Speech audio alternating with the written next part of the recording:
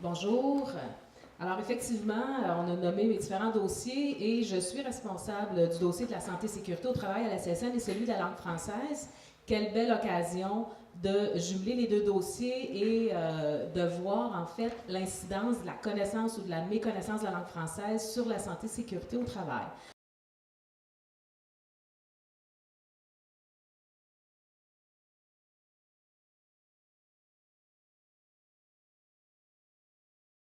Donc, je vous amène dans un endroit bien précis, assez pointu quand même, mais ce que ça va démontrer, vous allez le voir à la lumière là, de la présentation, c'est l'impact de la méconnaissance de la langue française, particulièrement pour les personnes immigrantes, et l'incidence que ça a sur les conditions de santé et sécurité au travail, mais aussi de santé de façon plus globale.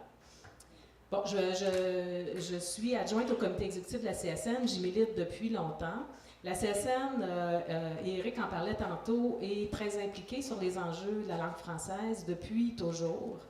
Ce que je vais vous présenter aujourd'hui, c'est, bon, je vous disais, dans un premier temps, les conséquences du manque de traduction des manuels d'entretien et de fonctionnement des équipements.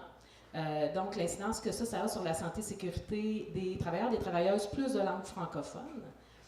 Les effets de la méconnaissance de la langue française sur la santé et sécurité des travailleurs et des travailleuses et quelques pistes de réflexion pour améliorer la situation. À la CSN, donc, je disais qu'on travaille sur ces enjeux-là depuis toujours. On a une nouvelle brochure qui présente aux travailleurs et aux travailleuses les différents recours, les différents services pour avoir la possibilité de travailler en français.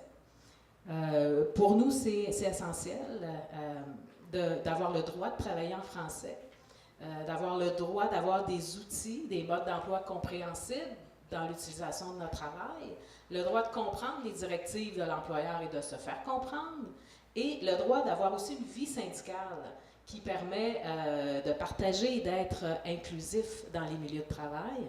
Et on a un enjeu réel dans nos syndicats de la CSN d'avoir des personnes immigrantes qui sont membres des comités exécutifs et qui peuvent s'impliquer au niveau de la vie syndicale.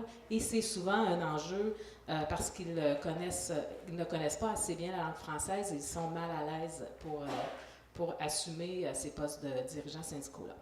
Donc, dans un premier temps, le manque de traduction, est-ce que des outils, est-ce que ça veut dire un manque au niveau de la sécurité des travailleurs et des travailleuses?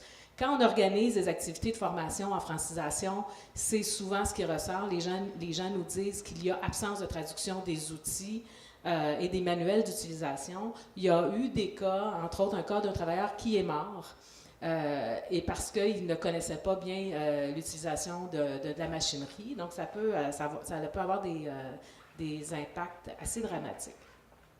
Je vous fais un rappel très rapide sur les obligations par rapport à la Charte de la langue française.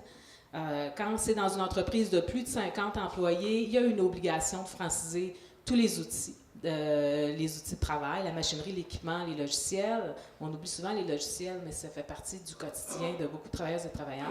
Quand c'est plus de 100 employés, une obligation de généraliser l'utilisation du français sur les lieux de travail. Donc, la loi sur la santé et sécurité, elle prévoit des exigences pour traduire les étiquettes, les affiches, les fiches de données, les logiciels. Malgré ça, les droits ne sont pas respectés. Selon l'Office québécois de la langue française, il y a 83% des travailleuses et travailleurs qui utilisent plus souvent le français au travail.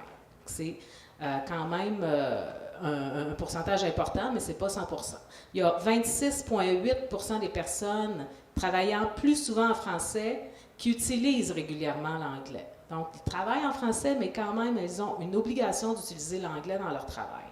Donc, la connaissance de l'anglais est nécessaire pour plus du quart des Québécoises et des Québécois. Dans la région de Montréal, c'est encore plus important. Le nombre de personnes qui déclarent travailler plus souvent en français est de 64% seulement.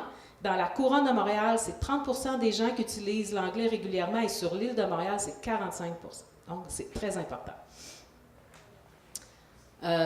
Donc, on peut se demander pourquoi ces gens-là nous disent qu'ils doivent utiliser l'anglais régulièrement dans leur travail. Est-ce que c'est parce que les manuels ne sont pas traduits ou est-ce que c'est parce qu'encore l'entreprise fait davantage affaire avec des entreprises étrangères? Je pense que c'est une question qu'on doit se poser.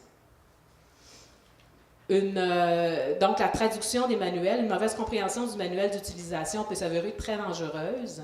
On sait que 34% à Montréal des petites entreprises ne traduisent pas adéquatement les équipements de travail. Donc, c'est une situation qui doit être préoccupante. Excusez. On connaît l'Office québécois de la langue française et la SNES, c'est la Commission des normes et de la santé et sécurité au travail. Ces deux organismes gouvernementaux-là ne se parlent pas.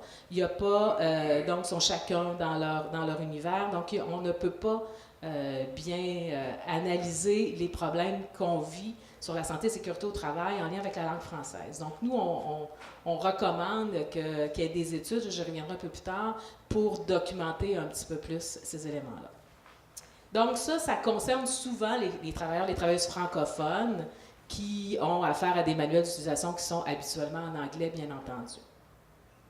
D'un autre côté, si on regarde plus du côté des travailleurs, des travailleuses immigrants, il y a clairement aussi un impact de la connaissance du français et de la santé et sécurité au travail. Donc, on sait que l'arrivée des nombreux immigrants pose un défi en termes d'intégration au travail et que cette intégration-là passe nécessairement par des conditions de travail qui sont décentes.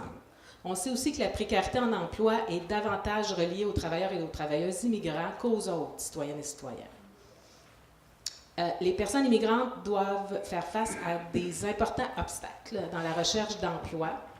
Ils sont souvent discriminés, puis ça, on a vu beaucoup d'études, même souvent à l'envoi d'un CV, il y a une discrimination dès le début, on ne reconnaît pas leurs compétences, et ils n'ont pas un réseau professionnel qui leur permet aussi d'avoir de bons emplois. Les programmes d'emploi et les programmes d'insertion professionnelle qui sont destinés aux nouveaux immigrants sont souvent inefficaces. Et il y a des problèmes aussi au niveau de l'offre des cours de langue française. Il y a des enjeux importants. On ne réussit pas à rejoindre les personnes immigrantes pour leur donner de la formation adéquate. Donc, souvent, ces personnes-là se trouvent contraintes à utiliser les services des agences de placement. Et on sait aussi que les agences de placement, dans la très grande majorité des cas, les maintiennent dans des conditions de travail précaires. Et là, je ne parle pas des gens sans papier. Je ne sais pas si vous avez lu la presse ce matin où il y a un excellent dossier sur les sans-papiers qui doivent travailler dans des conditions qui sont vraiment en dessous des normes minimales parce qu'ils sont payés au noir. Donc, c'est vraiment une forme d'esclavage. Alors ça, là, je parle des immigrants reçus, mais c'est aussi une autre réalité qu'il faut regarder. Le nombre de personnes immigrantes a augmenté de 44 % en 1991 et la région métropolitaine, elle, accueille à 86 % de cette population immigrante-là. Donc, c'est une réalité quand même assez montréalaise, bien entendu. Les travailleurs et les travailleuses qui sont issus de l'immigration sont majoritairement embauchés dans les secteurs manufacturiers, dans l'hébergement, la restauration, beaucoup dans le commerce au détail et dans des services professionnels et techniques. Les petites entreprises sont les principaux employeurs des gens issus de l'immigration et des allophones. Souvent, dans ces petites entreprises-là, le propriétaire ou la propriétaire ne parle pas français, engage des gens qui ne parlent pas français. Donc, on a des petites bulles d'entreprises qui, en soi, parlent une autre langue que le français.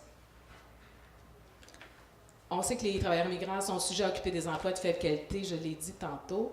L'Institut de la statistique du Québec stipule que les travailleuses et les travailleurs immigrants se retrouvent davantage dans des emplois à temps partiel involontaires, donc ce n'est pas eux qui l'ont décidé, et dans des emplois qui sont rémunérés à moins de 15$ de l'heure et des emplois temporaires. Les femmes immigrantes ont une réalité encore plus dramatique, bien entendu. 42 % des femmes qui occupent ce type de poste de moins bonne qualité, alors que c'est 28 % pour les travailleuses qui sont nées ici. Et c'est une discrimination qui est nécessairement plus importante pour les gens qui ne parlent pas la langue française.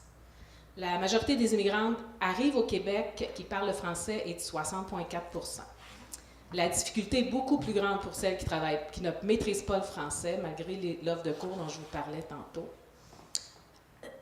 Donc, il y a 20 % des travailleurs et des travailleuses immigrants qui ne parlent pas le français, encore aujourd'hui. Donc, c'est quand même assez important comme proportion.